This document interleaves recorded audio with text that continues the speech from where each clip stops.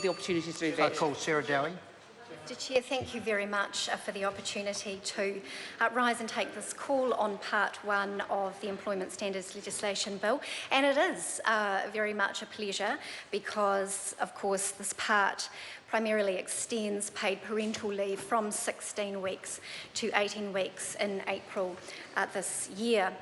And I understand that the opposition must beat their drum and say that paid parental leave was their idea and it's them pushing the government to accept this change.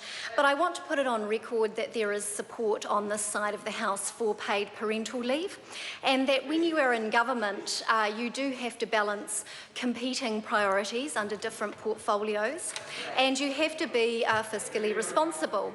And the government has looked at this and, in a very considered way, decided to extend paid parental leave to the 18 weeks. And I'm sure that, given the benefits of paid parental leave, that it gives more time to mothers, primary carers to bond with baby, that it allows time to increase the probability of success in breastfeeding and all of those wonderful things that are associated with raising a child and increasing that bonding process, that it will continue to be on the minds of government members, but we will look at that in consideration with balancing competing priorities and continue to govern this country in a responsible way.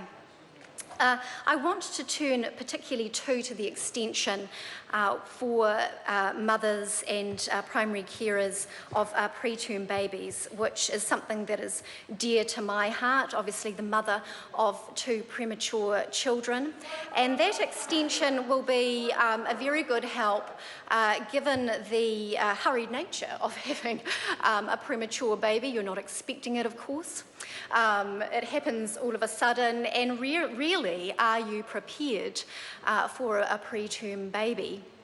In fact, I was myself seen as a high-risk fast cooker of babies in my time, and so by the time my second came along at 36 weeks, I was somewhat more prepared.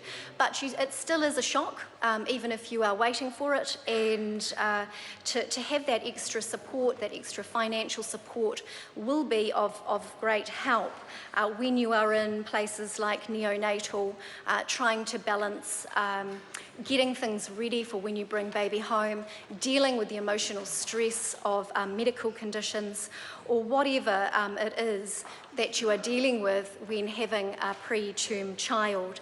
So that extra financial support of an extra week for each week that the baby is born prior to the 37-week gestation mark is going to be an extreme help for those families that have preterm babies, as well as that extra extension to 18 weeks for those of a more normal birth post 37 weeks. It will certainly help families get that extra financial support and help baby during that time.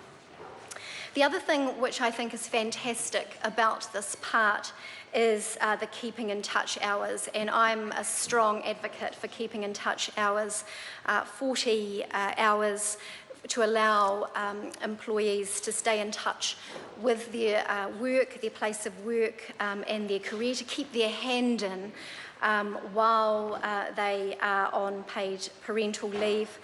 It really plugs the gap to allow people to come back to work.